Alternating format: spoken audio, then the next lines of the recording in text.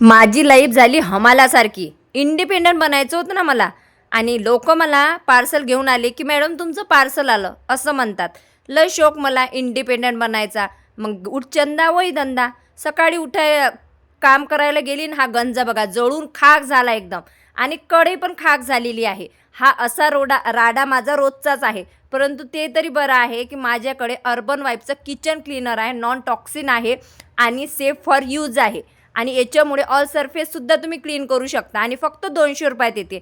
आपल्या घरात रोजच भांडी वगैरे जळतात, काळी कुट्ट होतात, तर त्याच्यासाठी हे बेस्ट आहे. तुम्हाला पाहिजे असेल ना, तर कॉमेंट बॉक्समध्ये फक्त पी टाईप करा. मी डायरेक्ट लिंक देणार आणि बघा गंज आणि कढई किती स्वच्छ झाली. ही आहे माझी बेडरूम, ही आहे माझी किचन.